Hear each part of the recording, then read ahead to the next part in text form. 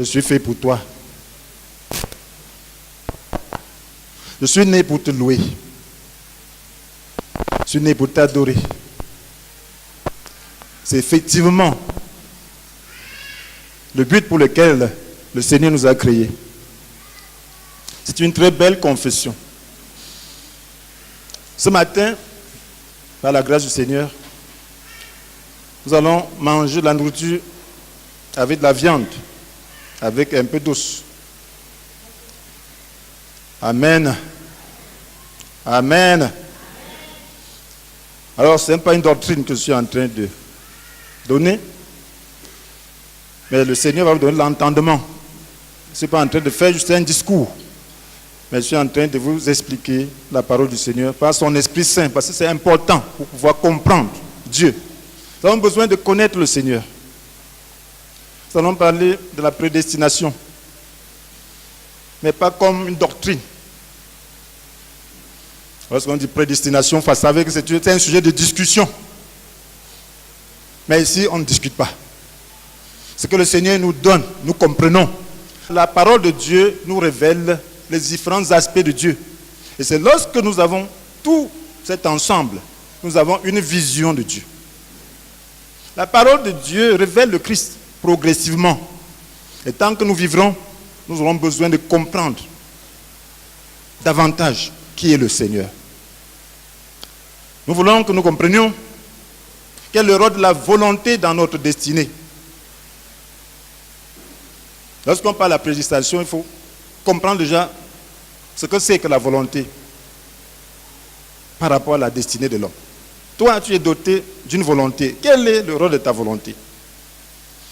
Comment utiliser son libre arbitre pour son salut?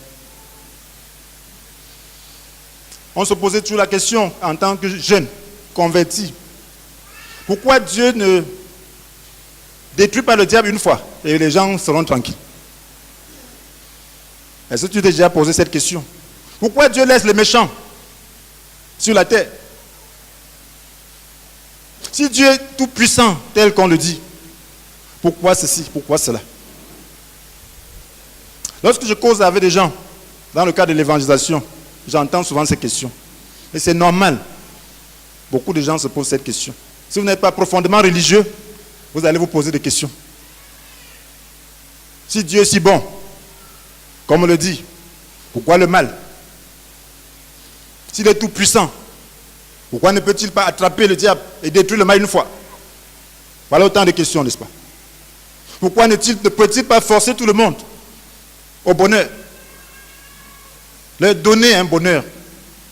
Est-ce qu'il ne peut pas nous enlever et refaire la terre comme il le souhaite et nous remettre juste un cadre de bon? Que ce soit un tel cadre. Oui, ce sont des souhaits et c'est légitime. Et nous avons besoin de connaître Dieu. Ça, c'est la conception de Dieu selon nos propres pensées, par rapport à nos propres frustrations. Lorsque tu es frustré par rapport à une situation, alors tu raisonnes par rapport à Dieu. Tu te crois plus sage que Dieu. Tu dis, Dieu, pourquoi ceci, pourquoi cela? C'est pour lui dire que si j'étais à ta place, je n'aurais pas fait comme ça. J'aurais agi de telle ou de telle manière. Oui, cela parle de notre ignorance. Et Dieu connaît nos limites. Mais Dieu se révèle à nous. Et nous avons besoin de le connaître tel qu'il se révèle à nous. Ce n'est pas à nous de concevoir notre Dieu. Vous savez, dans la vie, il faut connaître les gens et savoir traiter avec ces gens. Tu ne peux pas changer quelqu'un. Le caractère, c'est souvent difficile à changer. Mais lorsque tu connais un ami, tu sais comment traiter avec lui. Tu sais que lorsqu'il aborde de telle manière, voilà tes résultats. S'il aborde de telle autre manière, il faut respecter si tu veux être en paix, si tu veux l'amour. Parce que toi aussi, tu as ton caractère. Et pour t'aborder, il y a une certaine manière. Et mieux tu connais quelqu'un, mieux tu peux être en bonne relation avec cette personne. Amen. Amen. Ne suppose pas seulement qu'il devrait faire comme ça. Il devrait faire comme ça selon ta conception, selon ta manière de faire. Et l'homme ne comprend que selon sa manière de faire, que selon son style de comportement, que selon sa manière d'agir. Tu comprends mieux, mais tu veux imposer cette manière à l'autre. Mais l'autre n'est pas toi. Tu dois simplement Au lieu de changer l'autre, au lieu de faire que l'autre soit toi, parce que Dieu n'a pas fabriqué les gens en série. Hein. Chaque individu est unique au monde. Chaque individu est unique au monde. Et tu as besoin de connaître donc chaque individu pour avoir des relations harmonieuses. C'est la même chose avec Dieu. Il faut connaître Dieu. Tu veux changer Dieu? Tu vas changer Dieu. Petite créature que nous sommes. Nous avons besoin seulement de le connaître et de savoir comment vivre en harmonie avec lui. C'est ça, c'est tout. S'il a fait les choses comme ça, ce n'est pas à toi de l'instruire. Vous dites, tu aurais pu faire plutôt comme ça. Et s'il se met à t'expliquer pourquoi il a fait cela, ta tête va s'éclater. Parce qu'elle est trop petite pour comprendre. Tu as besoin simplement de comprendre comment puis-je être en relation harmonieuse avec toi. Et la Bible nous dit que Dieu se révèle à travers deux sources principales. Si nous voulons connaître Dieu de manière objective, si nous désirons vraiment connaître Dieu, nous devons le connaître à travers deux sources. La première source ne pourra pas nous amener vraiment à une relation très intime avec lui. Elle pourra toujours. Mais il y a une deuxième source qui est plus sûre. La Bible nous dit que la nature, la création, nous parle de Dieu. Dans Romains chapitre 1, verset 20, la Bible nous dit que depuis la création du monde, les perfections invisibles de Dieu, sa puissance éternelle, sa divinité se voient dans ses œuvres quand on y réfléchit. Depuis la création du monde, les perfections invisibles de Dieu. Est-ce qu'on voit Dieu? Mais à travers la création, on voit combien il est parfait. Amen. Sa puissance éternelle. Lorsque tu entends gronder le tonnerre, tu vois Dieu puissant. Lorsque tu vois le déluge, lorsque les pluies tombent, l'ouragan balaye les maisons, tu vois la puissance de Dieu. Lorsque tu vois un lion, un crocodile, tu vois la puissance de Dieu. Lorsque tu vois un cheval, lorsque tu vois le monde, lorsque tu vois la diversité des espèces, lorsque tu vois combien ce monde est grand, et tu connais la vitesse, la Terre tourne, et tu vois les étoiles, on parle des années-lumière. Vous voyez combien ce Dieu est grand. Dieu est tellement grand. Donc, celui qui réfléchit, et qui considère seulement la nature, peut savoir qu'il y a un auteur, qu'il y a un architecte, qu'il y a un créateur. Et s'il veut entrer en relation avec ce créateur, s'il est sérieux, il y parviendra. S'il dit Dieu, je ne te vois pas, mais à travers tes œuvres, je sais que tu existes. Révèle-toi à moi. Si tu es sérieux, il va se révéler à toi. Pour cela, la Bible dit, ils n'ont donc aucune excuse. Personne n'a d'excuse. Parce que le Seigneur a voulu qu'on le cherche de tout son cœur pour le trouver. Demandez-lui pourquoi. Je ne peux pas vous expliquer. Amen. Mais il nous dit ce qu'il est. Amen. Et nous l'acceptons tel qu'il est. Et nous nous conformons et nous encourageons les autres à faire ainsi pour le découvrir. La Bible nous dit dans Jérémie 29, verset 13, que vous tournerez vers moi et vous me trouverez lorsque vous tournerez vers moi de tout votre cœur. Si tu n'es pas décidé à connaître Dieu, tu ne le connaîtras pas. Même si tu fais semblant de le connaître. Ce n'est pas la connaissance de Dieu. Tu ne le connaîtras pas. Parce que Dieu ne se contredit pas. Il se cache. Et il est en train de chercher. Qui est en train d'être sérieux là? Qui le cherche de tout son cœur? Tu vas connaître le dé ici. Si tu n'es pas sérieux, tu vas abandonner. Mais si tu es sérieux, tu vas continuer à chercher. Si tu veux vraiment trouver, tu vas continuer à chercher. J'ai vu des enfants chercher leur père. Des enfants qui n'ont pas connu leur père. On leur dit leur père est quelque part là-bas. Ils disent je veux voir mon père. Leur mère dit non, ce type-là est méchant. C'est pour cela que je n'ai jamais voulu que vous le connaissiez. Il dit je veux voir mon père. Il le cherche jusqu'à le trouver lorsqu'il est décidé. Mais si tu vas décider, tu ne peux pas le trouver. Il y a beaucoup d'obstacles. Qui est ton créateur? Est-ce que tu le connais? Un autre se présente. Est-ce que tu le connais? Si tu veux vraiment le connaître, tu vas le connaître. Et c'est la même chose concernant la parole de Dieu. Notre source, c'est la Bible. Si tu abordes la Bible, mon frère, la Bible est la source principale par laquelle tu dois connaître Dieu. Amen. Parce que la parole de Dieu est esprit et vie. Jésus-Christ est la parole de Dieu. Lorsque vous lisez cette Bible-là, chaque verset nous donne un aspect de qui est Dieu. Chaque verset. Et lorsque nous lisons la Genèse à l'Apocalypse, nous avons une vision un peu complète de Dieu. Nous voyons Dieu, pas déformé. Quelqu'un peut regarder un objet d'un point de vue. Vous qui êtes là derrière, si quelqu'un se tient derrière ce poteau, vous ne verrez pas ce qui se passe là. Amen. Mais ceux qui sont ici verront. Parce qu'ils sont bien placés pour voir. Rien ne leur cache. Mais ils ne verront pas ce qui se cache derrière ce poteau-ci, de ce côté-ci. Alors, la conception de Dieu dépend de notre position. Il y a une position qui te permet de voir Dieu, de voir juste un aspect de Dieu. Et c'est la même chose dans la Bible. Si tu lis seulement la Bible, une petite partie, tu n'auras qu'une conception très petite, qui a un petit aspect de Dieu. Tu n'auras pas la vue d'ensemble de Dieu. Tu ne verras pas Dieu dans tout son caractère. Tu ne verras pas Dieu dans tous ses attributs. Parce que lorsque tu lis l'Ancien Testament là, tu connais aussi Dieu dans sa justice. Mais lorsque nous lisons le Nouveau, tu ne verras pas Dieu dans sa justice. Tu verras Dieu seulement dans son amour.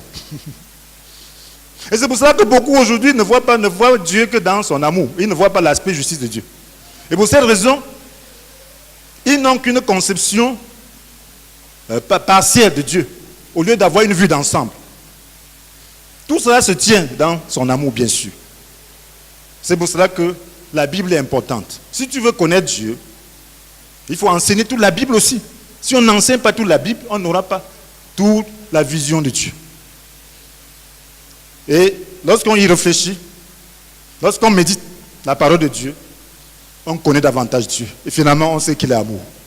On sait qu'il nous a créés par amour. Et on sait qu'il nous a destinés au bonheur. Chers frères et sœurs, nous avons besoin de comprendre l'amour de Dieu. Et pour comprendre la prédestination, nous avons besoin de comprendre le fondement. Le fondement, c'est l'amour. Dieu qui est amour. Qu'est-ce qui est le caractère principal de Dieu? Qu'est-ce qui caractérise Dieu?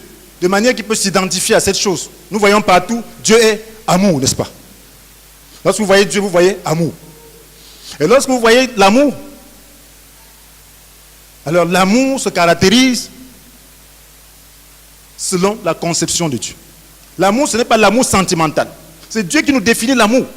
Et nous voyons son amour à travers la Bible. Et nous avons besoin de connaître aussi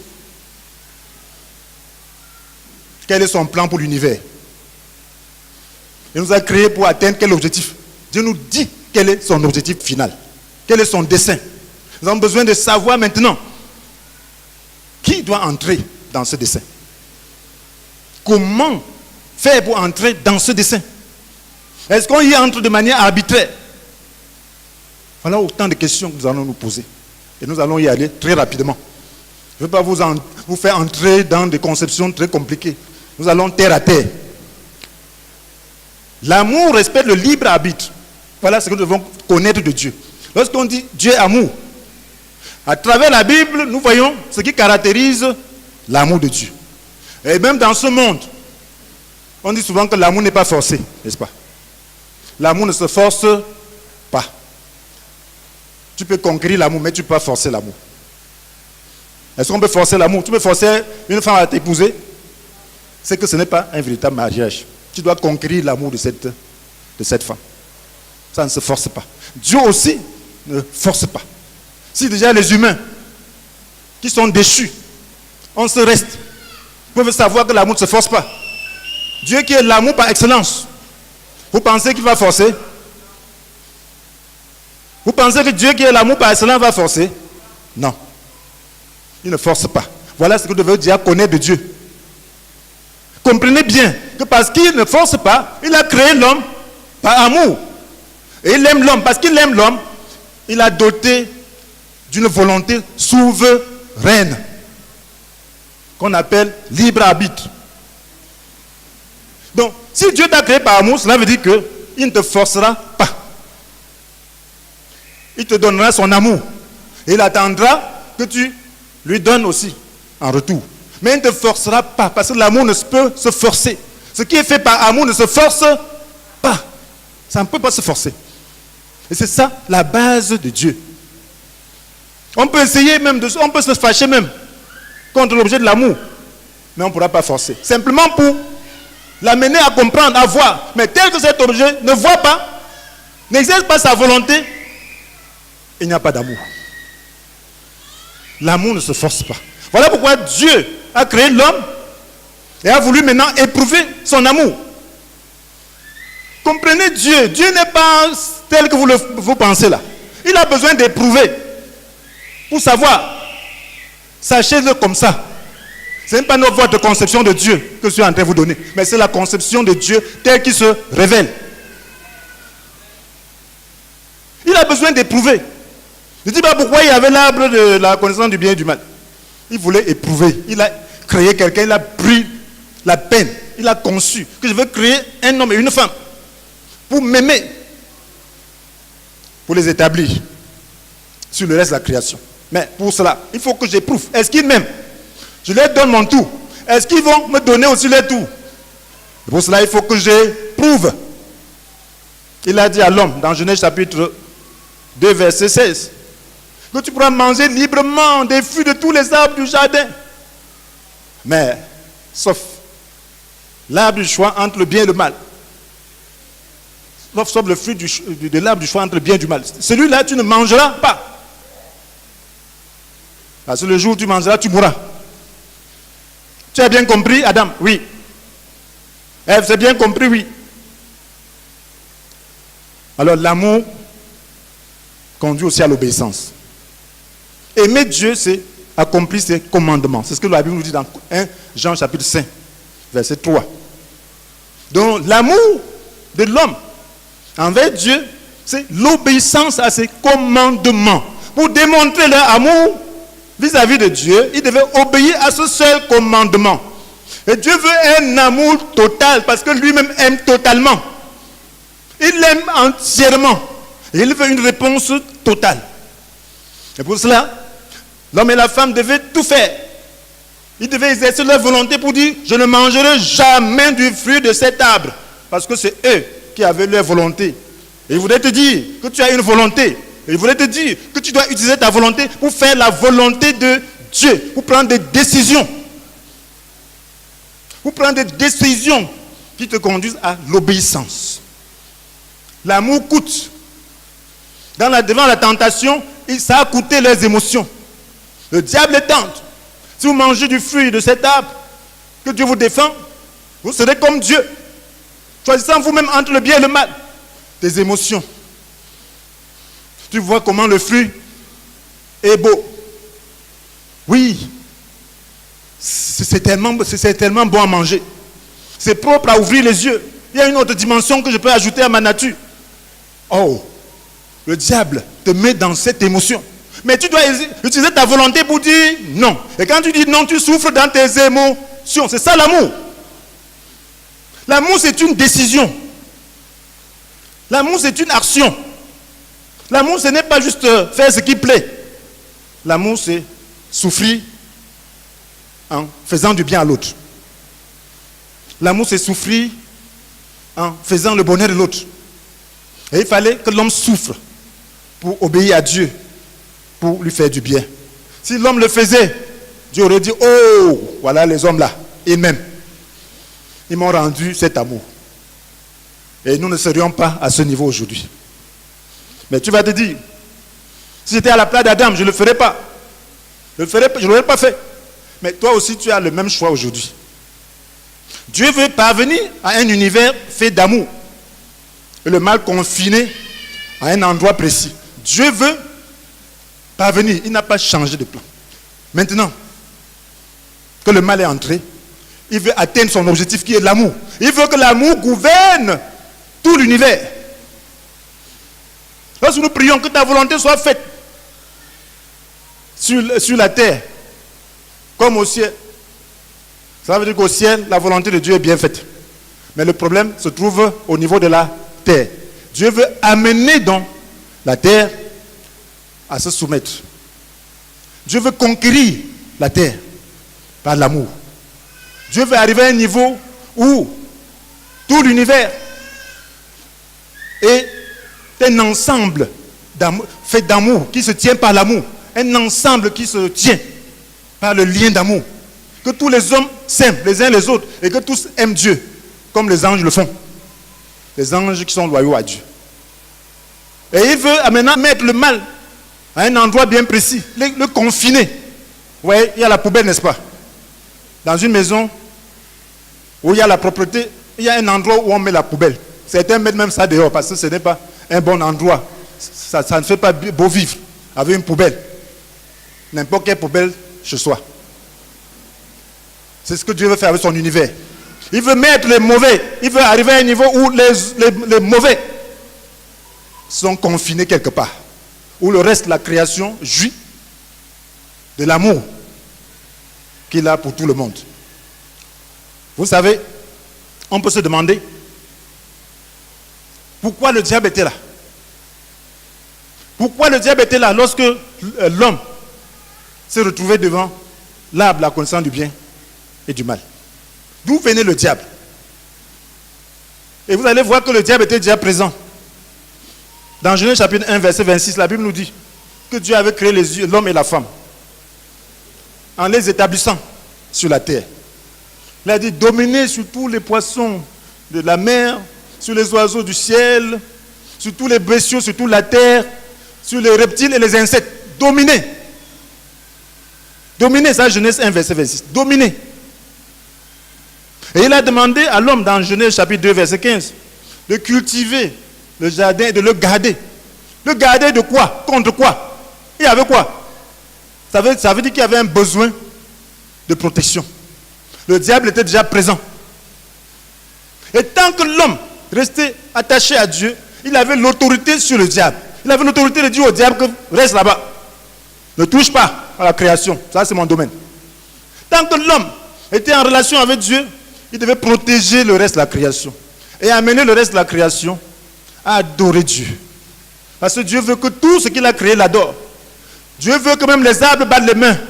Dieu veut que même les eaux qui s'écoulent là puissent le glorifier. Dieu veut que les animaux, les oiseaux chantent pour sa gloire. Lorsque le mal est là, il y a des moments où les oiseaux crient plus tôt. Il y a des moments où les bêtes pleurent plus tôt. Il y a des moments où la création pleure. Avec les produits chimiques, avec tout ce que l'homme fait pour détruire la terre, avec la pollution, la nature crie. Mais ce n'était pas pour ça que Dieu a créé l'homme. Dieu voulait que l'homme puisse protéger la création contre les œuvres du diable et de ses démons. Alors Satan était déjà là. D'où venait Satan? Voilà la notice solide. Il était où? Il venait d'où? Vous savez qu'il était déjà présent au moins ça. Mais sachez quelle est l'origine de Satan. Si vous ne savez pas quelle est l'origine de Satan, vous ne pouvez jamais comprendre Satan, ni comprendre bien Dieu. La Bible nous dit dans Ésaïe chapitre 14, du verset 12 à 15, pour pouvoir vous expliquer pleinement, il faut beaucoup de temps. Mais vous faites juste une allusion. Et comprenez déjà où vous allez. La Bible nous dit, et sachez que la Bible peut voir un homme et parler sur l'esprit qui agit sur cet homme. Est-ce que vous savez cela? Dieu peut parler d'un homme, mais en s'adressant à l'esprit qui opère au travers de cet homme. Nous voyons le cas de Jésus qui s'adresse à Pierre, n'est-ce pas? Dans Matthieu chapitre 16, n'est-ce pas? Pierre avait dit à Jésus qu'il ne doit pas aller à la croix, que cela ne t'advienne pas. Mais qu'est-ce que Jésus a dit? Arrière de moi, Satan. Parce que c'est Satan qui parlait en Pierre. Jésus parle à Pierre disant, arrière de moi, Satan. Il s'adresse à cet esprit qui inspire Pierre. Et ici, nous voyons ici le roi de Babylone. Alors, qui était possédé par le diable. Et dans Ésaïe 14, à travers ce prototype, Dieu nous révèle qui est le diable, qui est Lucifer. Vous entendez souvent Lucifer, mais vous ne savez pas qui est vraiment Lucifer. C'est ici, et dans Ézéchiel 28, qu'on le découvre. Ici, Dieu s'adresse au roi de Babylone, et dans Ézéchiel 28, il s'adresse au roi de Tyr. Et vous allez voir que la description, ça ne convient pas à un homme, ça convient plutôt à un esprit. Et il n'y a pas deux sortes d'esprits, il s'agit de Satan. Lisons le verset 12. Comment es-tu tombé du ciel, astre brillant, fils de l'aurore, toi qui terrassais les nations? Comment est-il possible que tu aies été abattu à terre? Tu disais en ton cœur, je monterai au ciel, j'élèverai mon trône bien au-dessus des étoiles divines. Je siégerai en roi sur la montagne de l'assemblée de Dieu, aux confins du septentrion. Je monterai au sommet des nuages. Je serai semblable au très haut. Mais te voilà précipité dans le séjour des morts, dans les profondeurs de l'abîme. Voilà, ici c'est le diable. Vous savez, le diable, vous allez voir comment Dieu l'a créé. Dieu lui a donné l'autorité. Il était un archange. Et il y a 3 archanges. La Bible révèle 3 archanges. Il y a Michel, qui représente le Père. Il y a Gabriel, qui représente le Saint-Esprit. Il y avait donc Lucifer, qui représentait Jésus-Christ, le Fils. Donc le diable et Lucifer, un archange, un chérubin, donc qui se tenait dans la présence de Dieu et qui allait vers les autres créatures, représenter Dieu, refléter sa gloire. C'est ce que les serviteurs de Dieu sont supposés faire.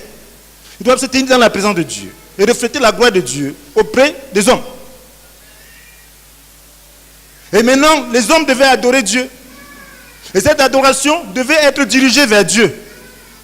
Et c'est ce que Lucifer était chargé de faire. Vous allez voir que Lucifer, on l'a créé, Dieu l'avait créé en le dotant de capacités musicales.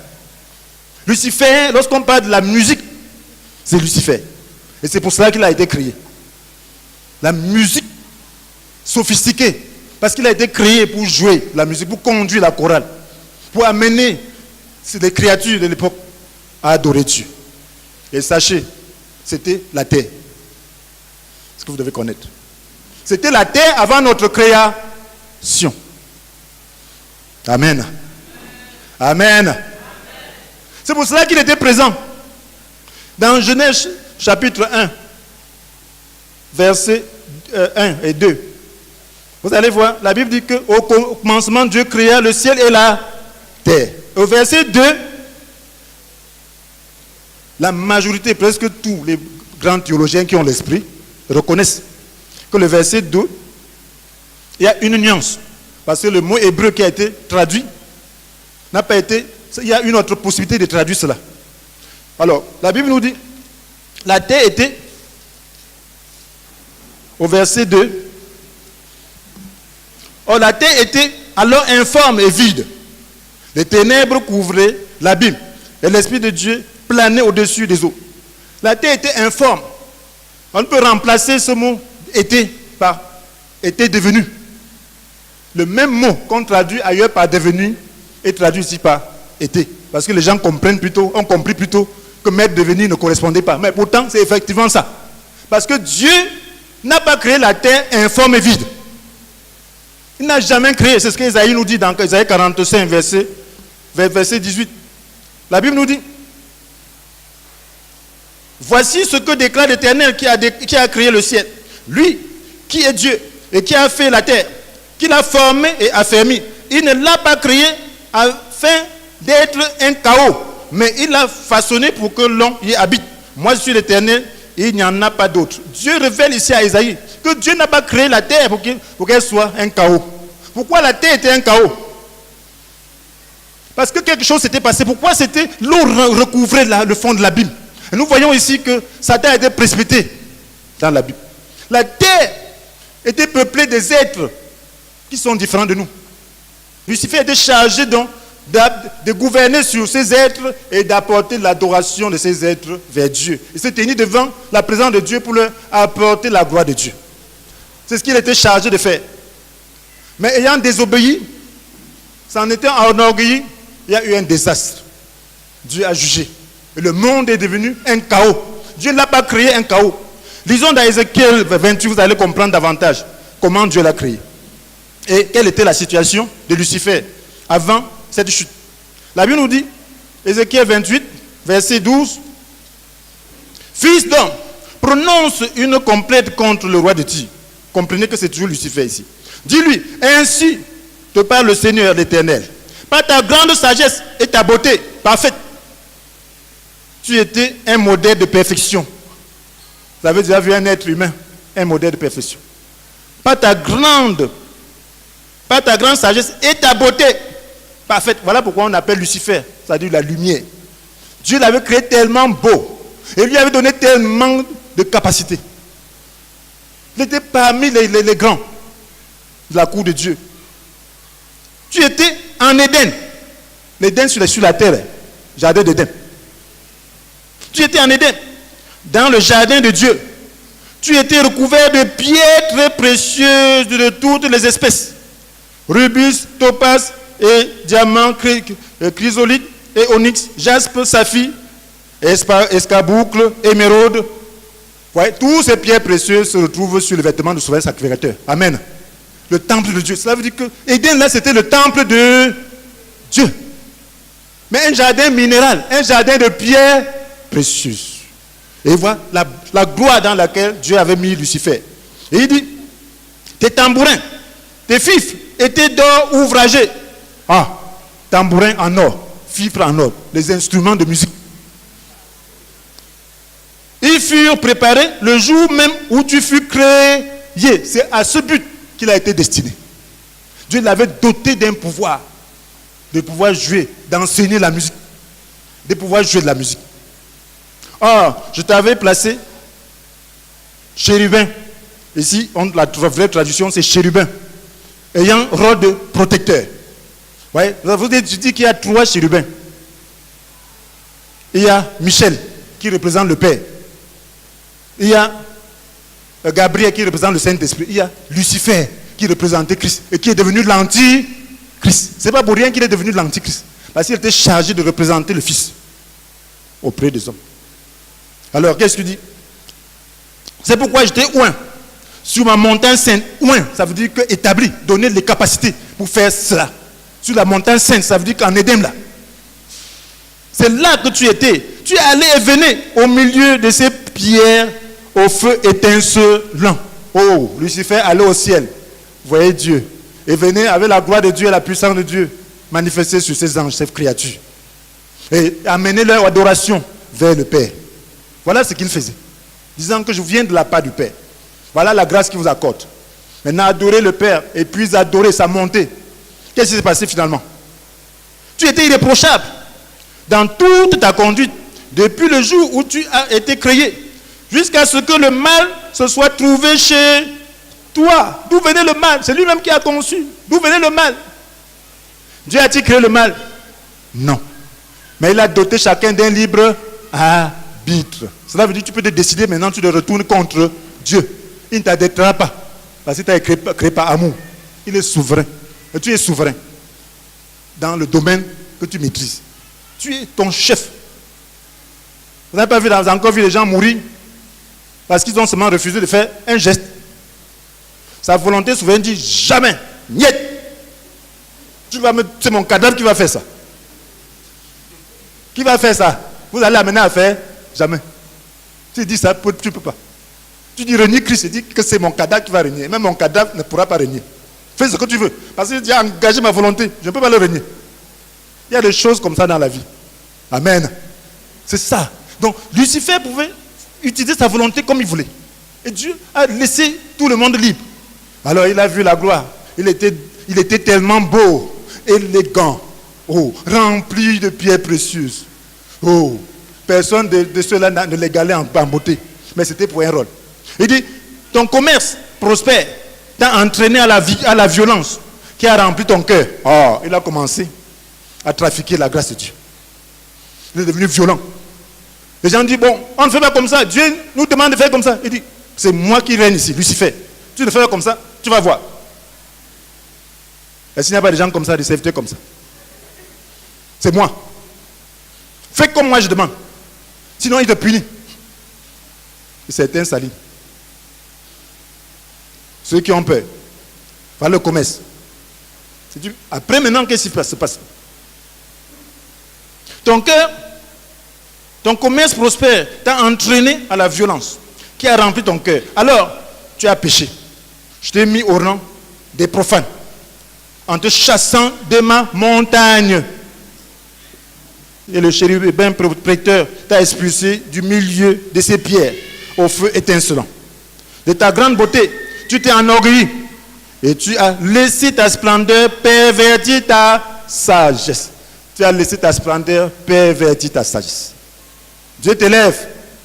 Tu commences à faire des miracles, tu feras faire beaucoup de choses. Tu fais comme si c'était toi qui faisais. Voilà le péché de Lucifer. Au lieu d'aller conduire les gens à adorer Dieu, ce n'est pas moi. Je ne suis qu'un représentant. Il dit, je suis important. C'est moi. On l'adore, il accepte. Il ne veut même plus que l'adoration aille vers Dieu. Et Dieu voit. Il dit, désormais, c'est moi. Vous voyez la gloire là, je suis Dieu. Vous n'avez plus besoin d'aller jusqu'au ciel. Je suis là. Ta grande beauté, tu t'es enorgueilli et tu as laissé ta splendeur pervertir ta sagesse. Je t'ai précipité à terre et te donne en spectacle aux autres rois. Oh, il est devenu un spectacle. Voilà pourquoi Dieu a détruit la terre de l'époque, par les eaux. De sorte que lorsqu'on voyait, la terre, elle était un chaos, n'est-ce pas? Informe et vide. Parce que Dieu a détruit la création de l'époque. Et tous ceux que Lucifer avait séduits, dans Apocalypse 12, on dit qu'il avait séduit un tiers des anges. Qui sont aujourd'hui, qu'on appelle les autorités, les puissances, les souverainetés, les dominations. Ce sont ces principautés-là. Et les démons. Ce sont des créatures qui existaient à ce moment-là. Que Lucifer a pu conquérir. Qui ont accepté l'allégeance, fait allégeance à Lucifer. Et maintenant, ils sont déterminés à contrecarrer les actions de Dieu. Voilà pourquoi il était dans le jardin d'Éden. Il attendait que je vais voir ce que cet homme-là va faire. Dieu pense que quoi? Il a pu conquérir l'homme. L'homme était chargé d'amener le reste de la création à la place de Lucifer, à adorer Dieu. Il était chargé de garder cette création. Mais il a été séduit. Et c'est pour cela que Lucifer peut dire à Jésus que regarde tout ce monde-là. Cela m'a été donné. Tout ce monde avec sa gloire. Il dit ça à Jésus. S'il dit ça à Jésus, ça veut dire que c'est une demi-vérité. Il ne faut pas dire quelque chose qui est complètement faux à Jésus. Dieu lui avait donné d'abord. Et il a perdu. Maintenant, il a pu conquérir en séduisant Adam et Ève. De sorte que la Bible nous dit que le monde entier est sous la coupe du diable. Et maintenant, qu'est-ce que Dieu fait? Il a entrepris maintenant de le conquérir. Et c'est pour ça que Jésus est venu. Cela prouve son amour. Alléluia. Frères et sœurs, lorsque vous voyez l'amour de Dieu pour l'homme, pourquoi Dieu n'est pas mort pour Lucifer? Il y a un passage de la Bible qui nous permet de comprendre que si on a péché dans une lumière parfaite, il n'y a pas possibilité de repentance. Dans Hébreux chapitre 6, verset 4 à 6. Lisez cela. On passe là concernant l'homme. Mais c'est un principe. Lucifer a péché dans la lumière. Qui l'a tenté? Personne ne l'a tenté. Il s'est tenté lui-même. C'est sa propre corruption. C'est son propre envie. C'est sa décision souveraine. Et c'est pour cela qu'il n'y a pas de possibilité de salut pour lui. Voilà pourquoi Dieu, qui a créé le monde, il s'est dit, si jamais un être céleste me désobéissait, j'allais faire comment? Il a préparé aussi un lieu qu'on appelle le lac de feu. Amen. La Bible nous dit dans Matthieu chapitre 5, verset 41, que le lac de feu a été préparé pour le diable et ses anges. Il a dit, jamais, si jamais il se révoltait, qu'est-ce que j'allais faire? Prépare un endroit, je les confine là-bas, la poubelle. Amen. Mais maintenant l'homme, qu'est-ce que je vais faire de lui s'il pêche? Il a fait la provision. Amen. Parce que l'homme n'a pas péché en pleine lumière. Il a été tenté. Et c'est pour cela qu'il y a la provision. Dieu a prévu une solution au péché de l'homme. Dès avant la fondation du monde. C'est la Bible nous dit dans 1 Pierre chapitre 1, verset 19, verset 20, que ce n'est pas avec les biens qui se dévaluent que Dieu nous a sauvés. Non, il a fallu que le Fils, tel un agneau pur, sans tache, donne ce sacrifice, se donne en sacrifice. Amen. Verse ton sang en sacrifice pour nous. Amen. Il a fallu qu'il puisse verser son sang en sacrifice pour nous. Il dit, dès avant la fondation du monde, Dieu l'avait préparé pour cela. Et il est venu dans ces temps qui sont la fin pour agir en notre faveur. 1 Pierre chapitre 1, verset 19 et 20. Oui, il a fallu. On dit, dès avant la fondation du monde, Dieu l'avait préparé pour cela. Cela veut dire que lorsqu'il a créé l'homme, il a vu aussi la possibilité de pécher. Il a dit, si jamais il y a péché, je vais faire comment? Est-ce que tu peux concevoir un véhicule sans préparer les pièces de rechange? Tu peux concevoir un véhicule sans prévoir qu'on peut coller les pneus? C'est que c'est une perte. Si un véhicule qui est en panne, une petite panne, devait être seulement abandonné, ce serait une perte. Tu achètes un véhicule à des millions, une petite pièce qui peut coûter peut-être 1000 francs, tu l'abandonnes pour cela, ce serait une perte. Dieu a prévu aussi une solution pour le péché de l'homme, pour le salut de l'homme. Et c'est ça la bonne nouvelle. Mais Lucifer, sa place c'est le lac de feu, et il le sait. Il est conscient de cela. La Bible dit qu'il lui reste peu de temps, il sait, et il assume. Il dit, je veux aller, jouissons maintenant. Avec ces démons, il dit, jouissons, ils font le mal autant qu'ils le peuvent. Parce qu'ils savent que leur sort c'est là. Ils trompent autant de personnes qu'ils le peuvent. Parce qu'ils savent que leur sort c'est là. Vous allez voir, le vrai sataniste assume. Un vrai sataniste qui a l'esprit de Lucifer assume. Il sait où il va. Il sait qu'il va jouir du bonheur un moment avec le diable. Mais il sait que son sort est scellé. Mais Dieu n'empêche personne de croire et n'oblige personne à croire. C'est très important. C'est un point important. Dieu n'empêche personne de croire et n'oblige personne à croire. Pourquoi? Parce que tu es doté d'une volonté souveraine.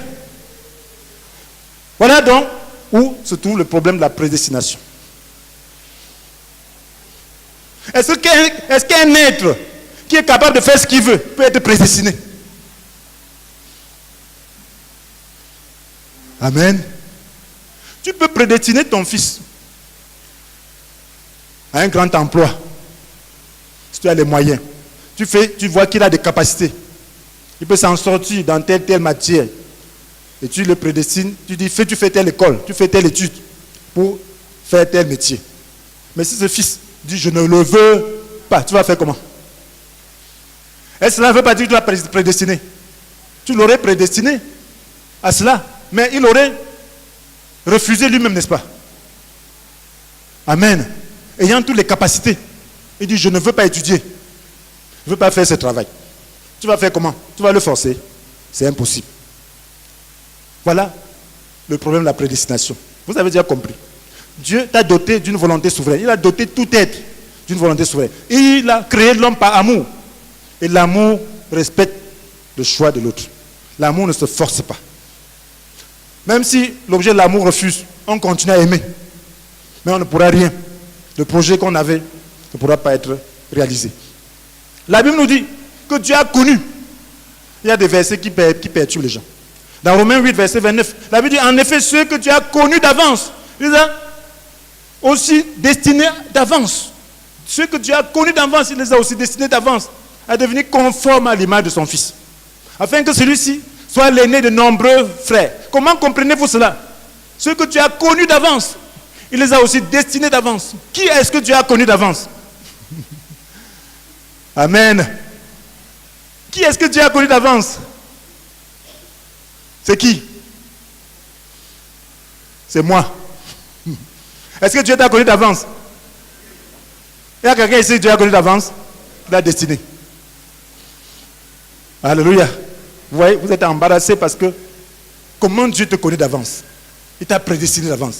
Et mais d'autres qui n'ont pas connu, ça s'est passé comment? voyez qu'il y aura des gens dans l'arc de feu, n'est-ce pas? Dieu ne les a pas connus. Alléluia.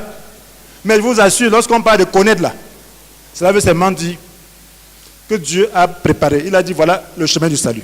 Il y aura certains qui vont accepter. Il y aura d'autres qui ne accepteront pas. Et ceux-là qui accepteront, voici ce que je ferai pour eux. Et ceux qui chantent, certains accepteront.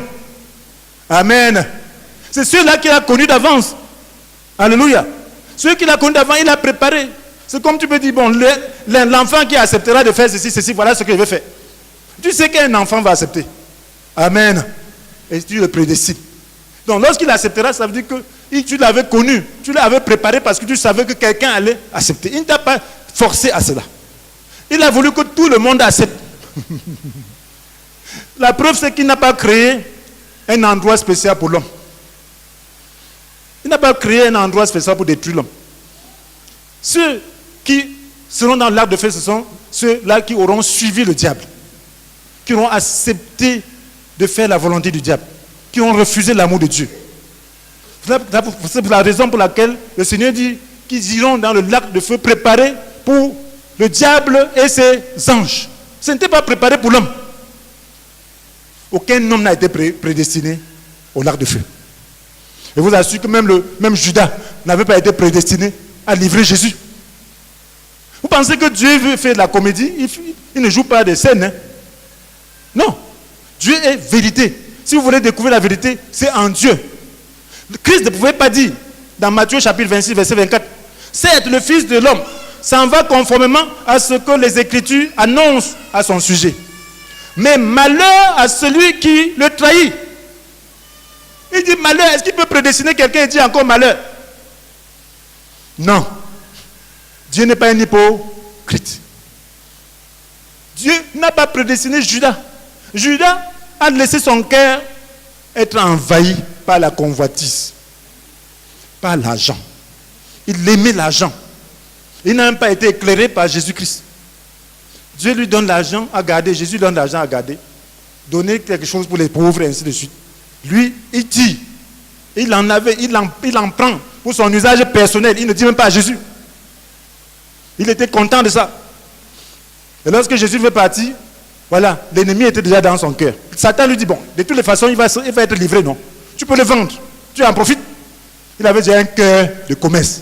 Lucifer était déjà dans son cœur. Voilà pourquoi la Bible dit que Satan est entré en lui. Ce n'est pas Dieu. Dieu ne peut pas empêcher Satan d'entrer quand il a un droit. Quand le diable trouve ce qui est en lui, il entre. Jésus ne m'a dit que le dominateur de ce monde vient, mais il n'a rien en moi. Ça veut dire que nous devons faire attention. Dieu nous donne toujours la possibilité de nous repentir, de couvrir le sang de Jésus. Donc, un chrétien doit empêcher que le diable l'entraîne loin de la foi. Si le diable t'entraîne, ce n'est pas que Dieu a voulu. Il ne t'a pas prédestiné, c'est toi, avec ta volonté, qui doit dire que non, ce chemin-là, le diable m'entraîne déjà un peu trop. Je m'arrête là. Je coupe avec lui. Amen. Oui, c'est toi qui dois voir que je suis en train d'être entraîné un peu loin là. Non, je m'arrête. Parce qu'à un autre endroit là, tu ne verras plus. Lorsqu'on parle de la lumière de Dieu, mon frère, ma soeur, c'est la grâce de Dieu. La lumière, c'est la grâce. Lorsque tu as la grâce de voir, reste dans la lumière. Parce que lorsqu'on est dans les ténèbres, les pensées sont noires, le cœur est noir, tout est noir. On veut la lumière et elle ne paraît pas. On est comme enchaîné. J'ai vu des gens avec des pensées noires. J'ai vu des rétrogrades. Tu causes avec eux. Leurs pensées, c'est comme si c'est Lucifer même qui parle. Et puis tu n'as que tes yeux pour pleurer. Ils sont liés. Leur philosophie, c'est tellement compliqué déjà.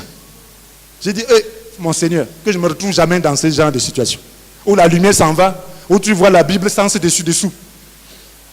Où tout le monde devient mauvais. Il ne faut jamais te retrouver à ce niveau, mes frères et sœurs.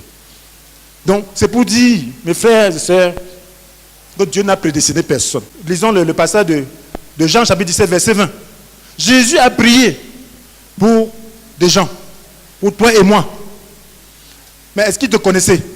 Comment il a prié pour savoir que Dieu n'a prédestiné personne? La Bible nous dit, et prier pour l'unité de l'Église. Au verset 20, Jésus dit, ce n'est pas seulement pour eux que je prie, c'est aussi pour ceux qui croiront en moi, grâce à leur témoignage. Il a déjà prié pour toi. Il t'a connu d'avance. Comment?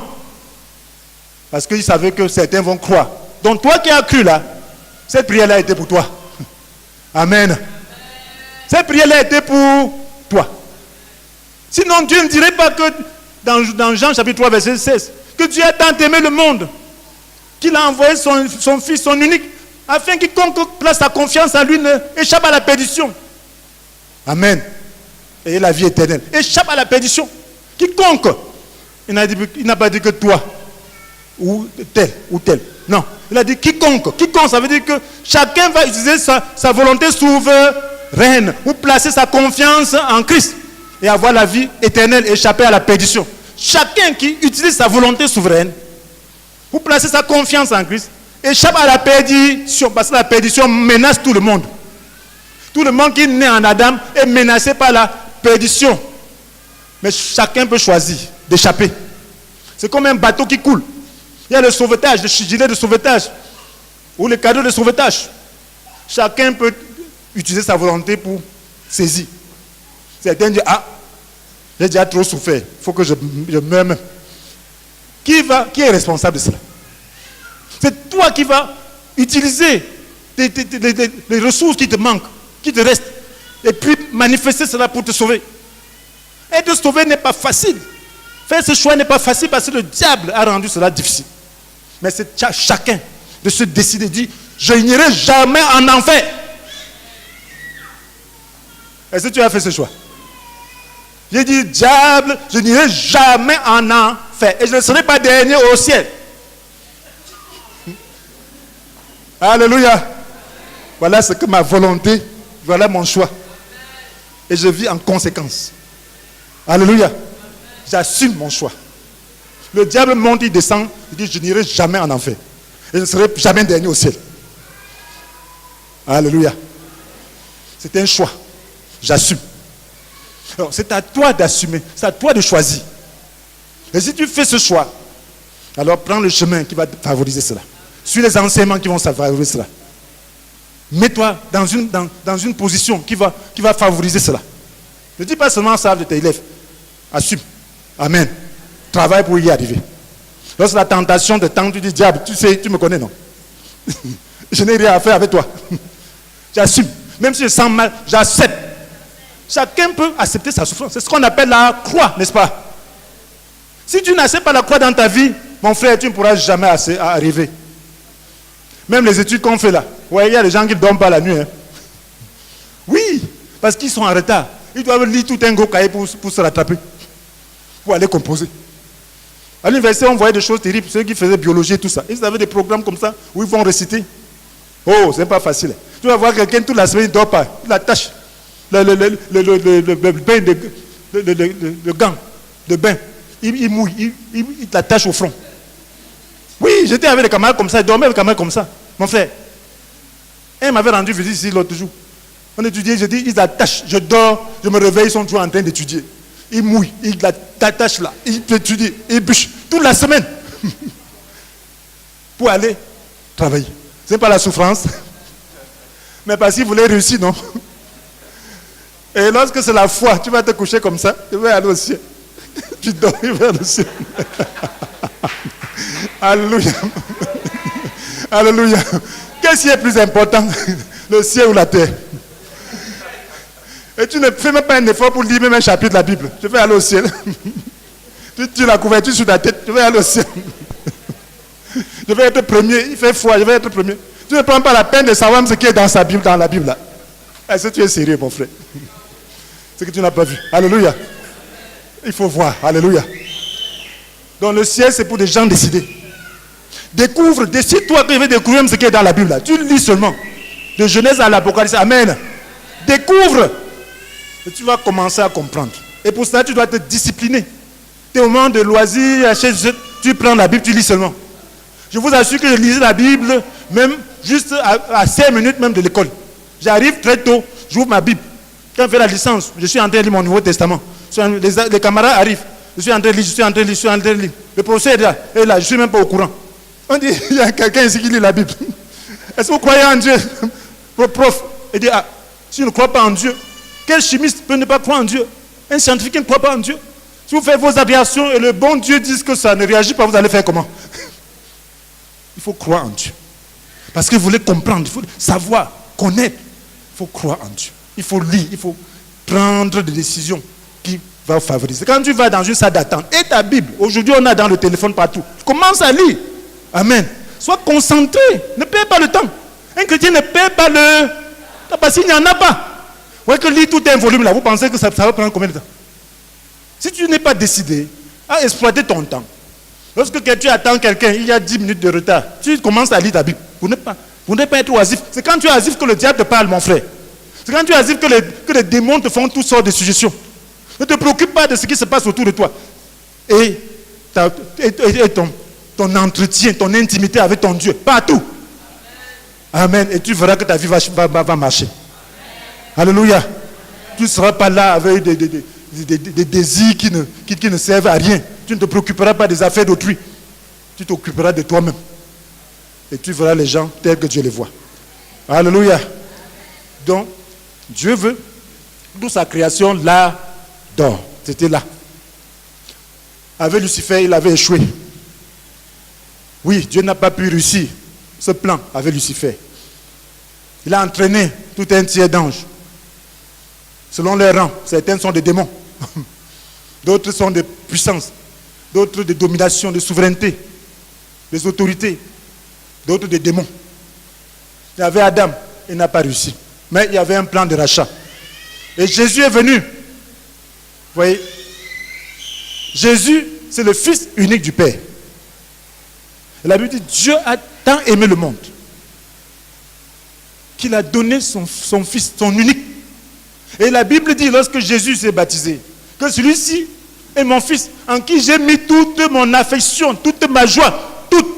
Ça veut dire qu'en hors de Jésus, il n'y a pas d'affection. Tout a été créé par lui et pour lui. Donc Dieu aime sa nature à travers Jésus. Si tu n'aimes pas Jésus, tu ne peux pas voir Dieu. Tout a été créé par lui et pour lui. Même les trônes là, les souverainetés et tout. Dans Colossiens 1, verset 16, vous voyez cela. Tout a été créé, les visibles et les invisibles. Tout a été créé par lui et pour lui. Donc, si Dieu, qui a mis tout son amour en Jésus-Christ, peut l'offrir, souffrir, mourir, est-ce que vous avez déjà vu la souffrance de quelqu'un que vous aimez? Lorsqu'un enfant est malade, c'est vous qui êtes malade, non? Amen. Lorsqu'un enfant souffre, c'est vous qui souffrez, n'est-ce pas? Lorsqu'une parenté souffre, c'est ça, la même chose. Mais ça, c'est un amour imparfait. Mais Dieu avait un amour parfait vis-à-vis de son Fils. Cela veut dire que lorsqu'il souffrait à la croix, Dieu lui-même, le Père, souffrait. Parce qu'il avait mis toute sa joie. Si tu mets tout ton espoir dans quelque chose, tu vas rimer avec la chose. C'est ce que Dieu a fait. Lorsque nous chantons que le Père a pleuré, là, ce n'est pas de l'amusement. Quand le Fils pleurait, le Père pleurait. Le Père souffrait. Le Père souffrait. C'est ce que Jésus a dit. Mon Dieu, pourquoi m'as-tu abandonné? Le Père a souffert. Le cœur était brisé. Et s'il pouvait faire cela, ceci montre qu'il n'y avait pas possibilité de vous sauver autrement. Il n'y avait pas possibilité de nous sauver autrement que d'offrir Jésus. Et s'il a offert Jésus, il a dit que ce n'est pas la foi en lui qu'on aura la vie. Ce n'est pas de la blague. Parce qu'il a payé le prix. Donc, il va jeter sans pitié ceux qui refusent. Parce qu'il a déjà mis tout son amour en lui. Et si tu refuses maintenant de croire en lui, il te jettera sans pitié dans le lac de feu. Avec le diable. Voilà pourquoi il est important de croire. De prendre la foi au sérieux. D'avoir la révélation de Jésus. De l'aimer. Oh Seigneur. Oh Seigneur. Si nous rejetons un tel amour, un si grand amour, qu'est-ce qui nous arrivera? Est-ce que vous voyez l'amour du Père. Le Père nous montre son cœur. Il nous montre ce qu'il peut et ce qu'il ne peut pas. C'est à nous, comme je l'ai dit au début. Nous avons une mauvaise conception de Dieu. Mais c'est la Bible qui nous donne la véritable conception de Dieu. Dieu nous dit qu'il ne peut pas faire autrement si nous ne croyons pas en Jésus. Et l'homme dit, ah, comme il est puissant, il va sauver tout le monde. Ce n'est pas ça. Comme il est puissant, on va faire des prières, on va sortir, échapper du purgatoire. Ce n'est pas ça. Ce qu'on fait après là, ce n'est pas ça. C'est maintenant, la Bible dit, il est réservé à l'homme de mourir une seule fois. Après quoi vient le jugement. Il est temps de croire, de considérer. Donc, Dieu a prévu qu'on sera au ciel avec lui. Si nous croyons, voilà l'espoir. Un temps où Dieu va renouveler la terre. Il régnera d'abord sur cette terre pendant 1000 ans. Ensuite, il va détruire et faire paraître l'environnement qu'il a préparé pour l'éternité et confiner le diable et tous ses anges et tous ceux qui l'ont suivi quelque part. J'imagine une planète où tout brûle. Ils n'ont pas besoin, ils n'ont plus la possibilité d'exprimer leurs péchés. Et là, l'univers sera tel qu'il a voulu. L'univers sera tranquille. L'univers sera lié par l'amour. Et les gens pourront maintenant vivre éternellement dans la gloire de Dieu. Est-ce que tu veux maintenant recevoir l'amour de Jésus? Cet amour est grand. Est-ce que tu vois le prix que Jésus a payé? Nous avons vu la volonté de Lucifer, n'est-ce pas? Est-ce que tu vois un peu le caractère de Lucifer en toi? Est-ce que nous ne pouvons pas nous décider à aimer Dieu, à ne pas trafiquer la gloire de Dieu, à servir Dieu avec tout le désintéressement possible, motivé par son amour? Oui, pour avoir notre récompense demain. Que le service de Dieu soit comme un champ familial, comme une entreprise familiale, où nous travaillons pour nous-mêmes. C'est ainsi que Dieu a voulu. Dieu a voulu que les hommes puissent former une seule famille. Oui, ceux qu'il a connus d'avance, il les a aussi destinés d'avance à devenir conformes à l'image de son Fils, afin que celui-ci soit l'aîné de nombreux frères. Dieu veut que tu entres dans cette grande famille. Et lorsque tu le sais, que tu sais pour toi-même, parce que c'est ton héritage. Lorsque tu sais Dieu, c'est pour toi-même, c'est une entreprise familiale. Tu seras récompensé demain. C'est pour nous que nous servons. Et si nous voulons changer d'état d'esprit et dire à Dieu, je veux te servir. Je veux entrer pleinement dans cette famille. Je ne veux plus voir ton œuvre comme c'était l'œuvre comme l'œuvre de quelqu'un d'autre. Mais je voudrais voir ton œuvre comme étant la mienne. Et toi qui ne connais pas le Seigneur, est-ce que tu peux maintenant prier avec moi? Est-ce que tu veux recevoir cet amour de Dieu et entrer dans la grande famille divine et avoir la vie éternelle? Alors prie avec moi. Est-ce que tu m'entends? Toi qui ne connais pas le Seigneur, décide-toi. C'est ta volonté souveraine qui détermine où tu vas. Dieu a déjà donné la provision. Tu as déjà donné son amour. Est-ce que tu veux y répondre? Alors prie avec moi. Tu vas dire, Père céleste, Père céleste, je comprends aujourd'hui à quel point tu m'aimes. Je comprends aussi que mon sort dépend de moi-même, de ma volonté. Je décide de venir par ton Fils Jésus auprès de toi pour demander le pardon de tous mes péchés. J'accepte l'amour que tu m'as exprimé en sacrifiant Jésus à ma place. Fais de moi l'un de ceux de ta famille que tu as connu d'avance et conduis-moi à la gloire. C'est au nom de Jésus que j'ai prié. Amen. Est-ce que nous pouvons maintenant acclamer le Seigneur pour...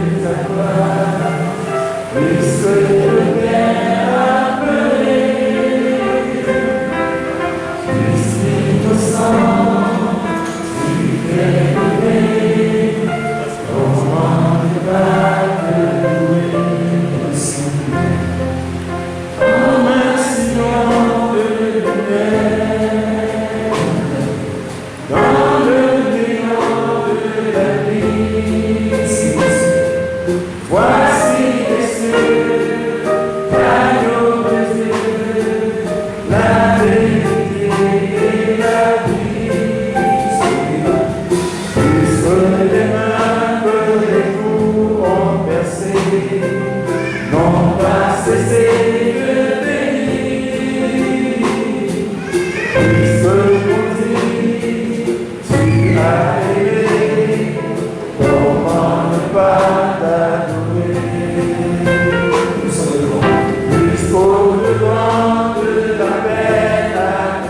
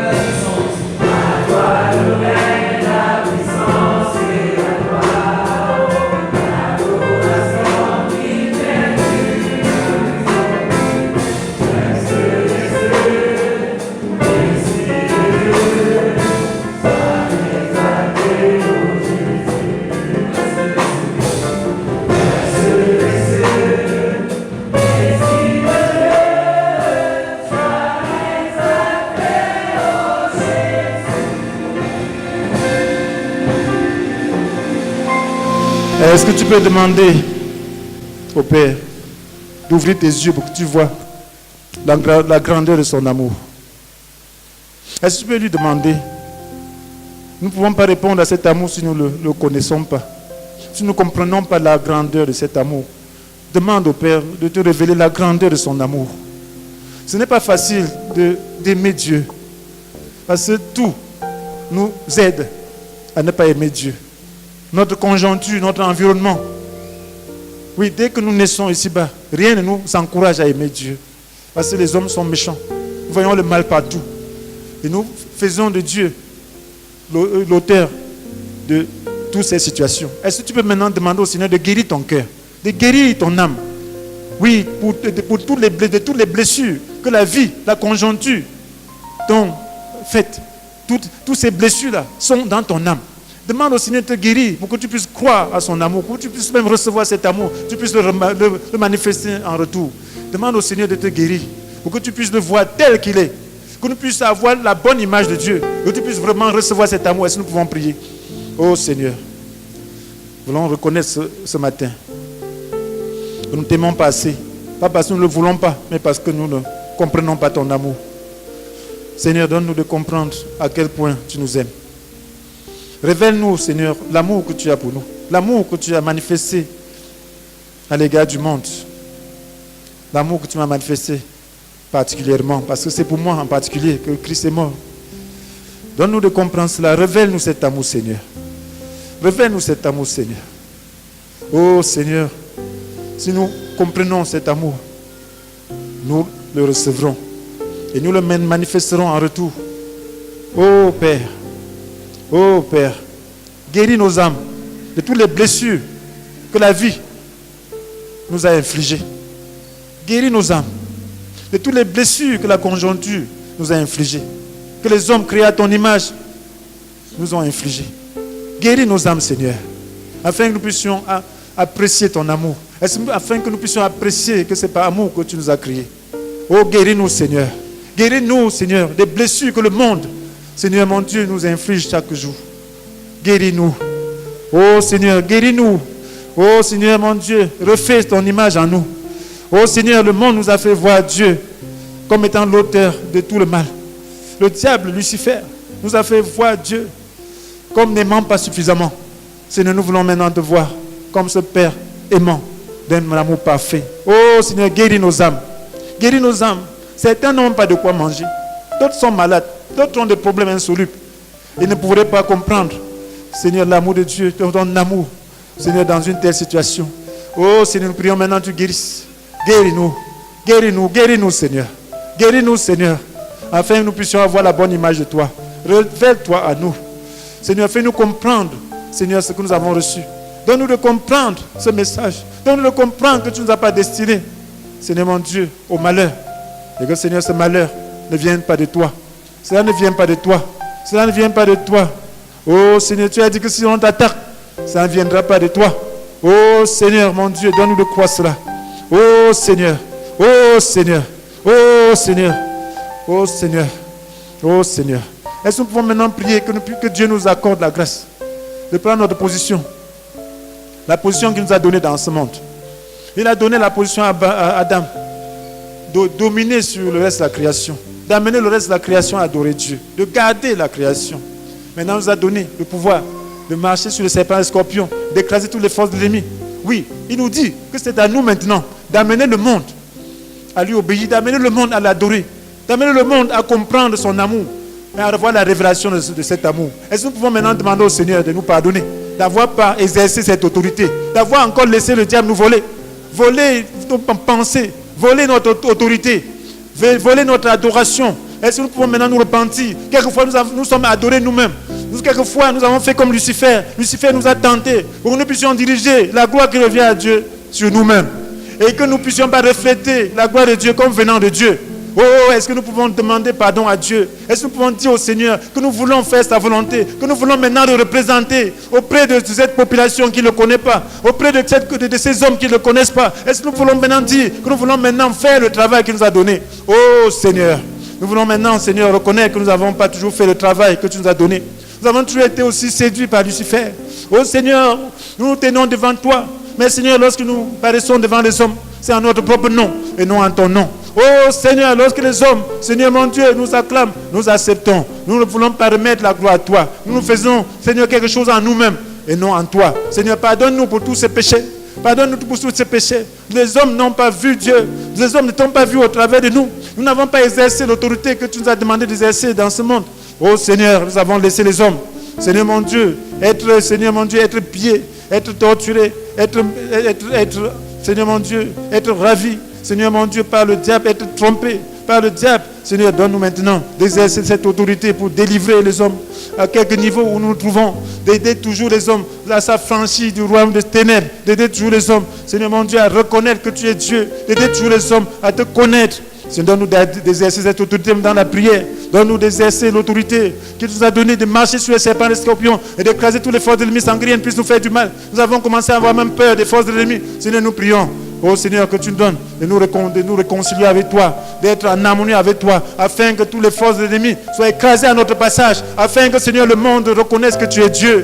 Oh Seigneur, restaure Seigneur cet amour en nous, restaure cette autorité en nous, afin que Seigneur, nous ne puissions plus voir impuissant le diable, Seigneur, écraser le monde. Nous puissions plus voir impuissant le diable, Seigneur, mettre le monde sans dessus-dessous. Que nous puissions lui dire halte, que nous puissions lui dire arrête. Seigneur, avec autorité et qu'il arrête. Seigneur, que nous ne puissions plus regarder notre pays. Seigneur, mon Dieu, être détruit. Oh Seigneur, sans que nous ne puissions faire le moindre effort, sans que nous ayons la moindre autorité, sans que nous puissions faire la moindre chose pour pouvoir, Seigneur, mon Dieu, le délivrer. Seigneur, nous ne voulons plus voir ces choses aller de cette manière. Oh Seigneur, ton église, oh Seigneur, a reçu l'autorité de marcher sur les serpents et les scorpions, d'écraser tous les forces de l'ennemi. Seigneur, délivre ton église du pouvoir de Lucifer. Délivre ton église visible de la séduction de Lucifer. Délivre ton église, oh Seigneur mon Dieu, de cette séduction. Et donne, Seigneur, à ton église d'exercer l'autorité que tu lui as donnée, Seigneur, pour délivrer les âmes. Oh Seigneur, nous voulons te mettre. Est-ce que nous pouvons maintenant dire que nous remettons toute la gloire au Seigneur dans nos vies désormais, lorsque nous agissons en son nom, lorsque nous faisons des choses en son nom, que nous puissions le faire au nom du Seigneur. Au nom du Seigneur, cela veut dire unis à lui, ayant la même pensée que lui attribuant la gloire de la chose, la réussite de la chose. Nous disons que nous donnons toute la gloire au Seigneur pour chaque converti, pour chaque œuvre de puissance qu'il accomplit, pour chaque délivrance qu'il accomplit. Oui, pour tout ce qu'il fait pour nous, au travers de nous. Est-ce que nous pouvons dire maintenant que nous lui donnons la gloire? Lorsqu'il nous donne l'emploi, lorsqu'il nous donne les enfants, lorsqu'il nous donne n'importe quoi, nous disons Seigneur, à toi la gloire, parce que c'est pour te servir. C'est pour toi, c'est en ton nom que ces choses nous sont données. Oh Seigneur, nous te donnons la gloire. Nous te remettons la gloire de toutes choses maintenant. Nous te remettons la gloire, je te remets la gloire.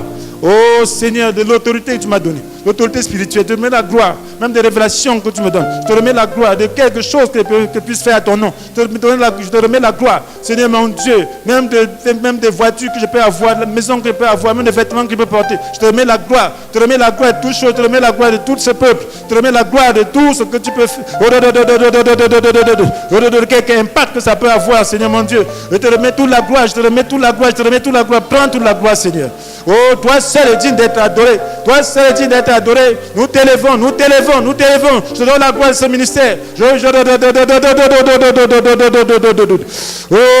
je te donne la gloire de toute personne assise ici. Je te donne la gloire de toute personne qui écouterait. Je te donne la gloire. Je te donne la gloire de l'impact que ça peut faire dans sa vie. Je te donne la gloire. Oui, Seigneur, que cela contribue à te connaître. Et c'est toi qui as donné Jésus-Christ. C'est toi qui as donné Jésus-Christ. Ce n'est pas moi qui me suis sacrifié. C'est toi, Seigneur. C'est toi qui as souffert. Seigneur, c'est à toi que revient la gloire. Merci, Seigneur. Merci, Seigneur. Merci, Seigneur. Merci, Seigneur. Merci, Seigneur. Je te donne la gloire de toute guérison, Seigneur, qui puisse se produire. Je te donne la gloire de toute révélation, toute délivrance qui puisse se produire. Je te donne la gloire de toutes choses. Oh, de toute porte qui puisse être ouverte. Je te donne la gloire de chaque 5 francs que puisse recevoir. Je te donne la gloire de tout cela. Je te bénis, Seigneur. Je te bénis, Seigneur. À toi la gloire, à toi l'honneur, à toi la puissance.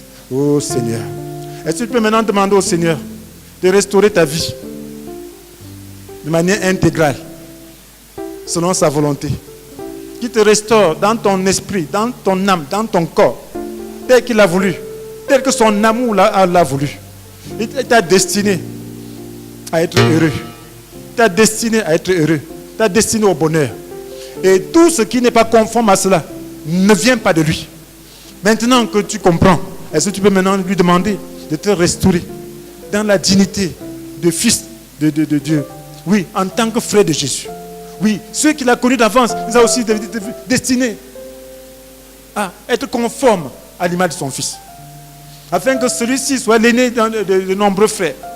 Et ceux qu'il a ainsi destinés, il a aussi déclaré juste. Et ceux qu'il a déclaré juste, il a aussi conduit à la gloire. Est-ce que maintenant, tu peux demander cette gloire? La gloire que Lucifer avait, c'était pour Dieu. Est-ce que tu peux maintenant demander la gloire dans les 3 dimensions de ta vie pour Jésus-Christ? Demande la gloire dans ton esprit, dans ton âme, dans ton corps. Pour le Seigneur. Est-ce que nous pouvons maintenant demander cela? Oh Seigneur, nous te bénissons. Parce que Seigneur, tu nous as destinés à la gloire. Tu n'as rien créé qui ne soit beau, Seigneur. Parce que tu es un Dieu de beauté. Tu n'as rien créé qui ne soit, Seigneur, lumineux. Tu n'as rien créé qui ne soit très bon. Seigneur, si aujourd'hui, nous vivons la misère dans les 3 dimensions de notre être, cela ne vient pas de toi. Mais Jésus est venu nous restaurer. Il est aujourd'hui glorifié. Je prie maintenant que nous puissions entrer dans cette gloire. Je puisse entrer dans cette gloire au niveau de mon esprit, de mon âme, de mon corps. Et que tout ton peuple qui écoute maintenant puisse entrer dans cette dimension de la gloire. Au niveau de son esprit, de son âme, de son corps. Et que Seigneur mon Dieu, tout ce que Dieu n'a pas sémé, toute plante que le Père n'a pas sémé dans nos corps, puisse être arrachée au nom puissant de Jésus-Christ. Et que soit implantée la semence divine dans ton esprit, dans ton âme, dans ton corps, au nom puissant de Jésus-Christ. Que l'esprit de résurrection puisse se manifester dans tout ton être. Que l'esprit de résurrection puisse te manifester dans tout ton être pour accomplir parfaitement la volonté divine. Et que Seigneur soit glorifié. Oh Seigneur, nous t'adorons, nous te bénissons, nous te louons, nous t'exaltons. Que tes pensées soient libérées. Que tu aies les pensées de Christ. Oh, que ton environnement soit libéré. Que tu aies l'environnement de domination auquel le Seigneur t'a destiné. Il t'a destiné à dominer. Il t'a destiné à dominer. Que ce ne soit pas toi qui sois dominé, mais que ce soit toi qui domines au nom du Seigneur. Nous te bénissons, Seigneur. Nous t'adorons, Seigneur. Nous te célébrons, Seigneur. À toi la gloire, à toi l'honneur. Bénis le Seigneur maintenant. Bénis le Seigneur parce que si tu as demandé, il te l'a donné. Bénis-le, ce n'est pas la foi. Ce n'est même pas question de bruit, ce n'est pas question d'une sensation. La sensation peut être la main, ce n'est pas ça. De bénir le Seigneur parce qu'il est en train de faire quelque chose dans ta vie. Oh, je te bénis, Seigneur. Oh, parce que tu me donnes d'entrer dans la dimension à laquelle tu m'as appelé. Oh, tu me remplis de gloire. Oh, Seigneur, tu me combles de bonheur tout au long de mon existence. Oh, tu me couronnes, Seigneur mon Dieu. Oh, d'amour, Seigneur, oh, de tendresse. Oh, tu me combles de bonheur. Tu me combles de bonheur. Tu me combles de bonheur. Tout au long de mon existence. Tu me combles de bonheur. Tu me combles de bonheur. Tu me combles de bonheur. Tu me combles de bonheur. À toi la gloire, Seigneur. À toi l'honneur, Seigneur. À toi la puissance, Seigneur. Béni soit ton Seigneur. Oh, Seigneur. Gloire à toi, Seigneur. Gloire à toi, mon Dieu. Gloire à toi, Seigneur. À toi l'honneur. Alléluia. Alléluia. Alléluia. Alléluia. Alléluia. Alléluia. Alléluia. Saint-Esprit. Saint-Esprit, manifeste ta gloire. Manifeste ta gloire. Oui, entre dans le cœur du Seigneur. Maintenant que tu t'es réconcilié avec le Seigneur, il te veut dans son cœur. Il te veut au sein de son cœur.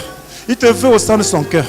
Il voudrait que tu rentres dans l'intimité avec lui. Il voudrait que tu rentres dans l'obéissance avec lui. Tu veux rentrer dans l'obéissance à lui. Tu rentres dans l'obéissance à lui. Et que tu le vois tel qu'il est. Il te veut au centre de son cœur. Il te veut au centre de son cœur. Il te veut au centre de son cœur. Il te veut au centre de son cœur. Il te veut au centre de son cœur. Il te veut au centre de son cœur. Il veut te chérir, il veut te chérir, il veut te chérir, il veut te chérir, il veut te chérir. Il veut te chérir, il veut te chérir, il veut te chérir, il veut te chérir. Il veut te chérir, il veut te chérir, il veut te chérir, il veut te chérir, il veut te chérir. Cède maintenant. Utilise ta volonté.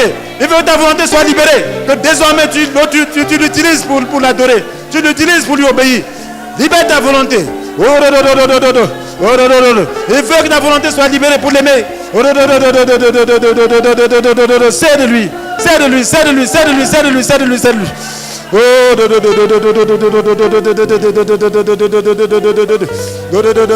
Sois libéré dans ta volonté. Il veut que tu t'engages à l'aimer. Tu t'engages à l'aimer. Il t'accueille ce matin. Il t'accueille ce matin. Il t'accueille ce matin. Il t'accueille ce matin. Il t'accueille ce matin. Il t'accueille ce matin. Embrasse-le. Embrasse-le. Il t'accueille. Il t'accueille. Comme un enfant prodigue. Comme un enfant prodigue. Comme un enfant prodigue. Oh, est-ce que tu réponds à son appel ce matin? Tu t'es éloigné de lui.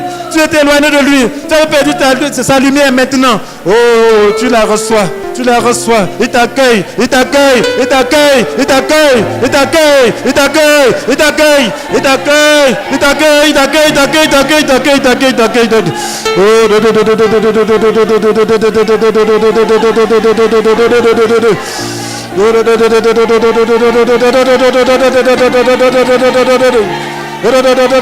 te console ce matin. Il te console ce matin. Il te console ce matin. Il te console ce matin. Il te console ce matin. Il te console ce matin. Il te console ce matin. Il te console ce matin. Il te console ce matin. Il te console ce matin. Il veut renouer, il veut renouer l'intimité avec toi. Je veux que tu rentres encore dans son amour. Il veut que tu connaisses ce premier amour que tu avais de lui. Il veut que tu rentres dans ce premier amour que tu avais connu de lui. Il veut que tu l'aimes sans condition. Tu l'aimes d'un amour total. Cet amour. Tu trouvais tout ton plaisir en lui. Il veut encore restaurer cet amour. Que tu trouves tout ton plaisir en lui. Tout ton plaisir en lui. Tout ton plaisir en lui. Il veut encore cet amour. Il veut encore cet amour. Il veut encore cet amour. Où tu ne t'inquiètes pas. Où tu lui fais une totale confiance. Parce qu'il prend soin de toi. Oh, cet amour qui te conduisait à faire des choses irréfléchies. Pas amour pour lui. Il veut cet amour. Il te veut dans cet amour. Dans cette dimension d'amour. Il veut t'entourer. Il veut t'entourer de cette tendresse. Il veut t'entourer de cette tendresse. Il veut t'entourer de son amour. Oh, il te comble de bonheur. Il veut te combler de bonheur et de tendresse.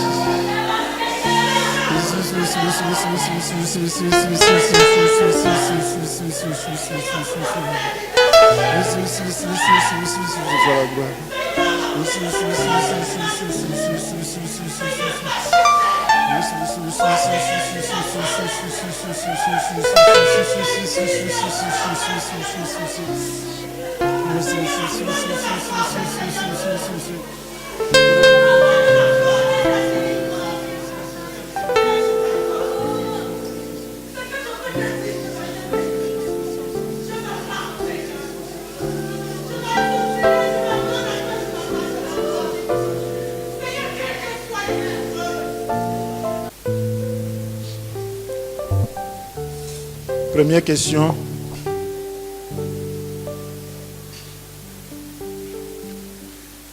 Comment doit-on chercher Dieu pour le trouver?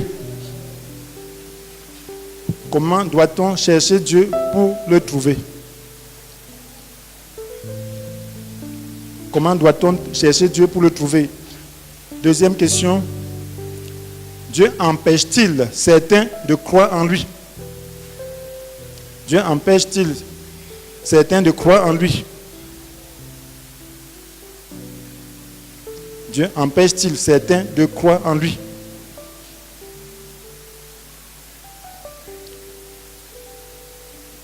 Troisième question. Dieu est-il capable de forcer quelqu'un à croire en lui? Dieu est-il capable de forcer quelqu'un à croire en lui? Pourquoi? Dieu est-il capable de forcer quelqu'un à croire en lui? Pourquoi? Troisième question, Dieu est-il capable de forcer quelqu'un à croire en lui? Pourquoi? Quatrième question, en quoi consiste le péché de Lucifer? Quatrième question, en quoi consiste le péché de Lucifer? En quoi consiste le péché de Lucifer? Cinquième question, en quoi le Père avait-il souffert quand son fils fut crucifié? En quoi le Père avait-il souffert quand son fils fut crucifié?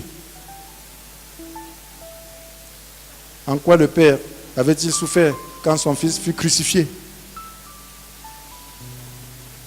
En quoi le Père avait-il souffert quand son fils fut crucifié?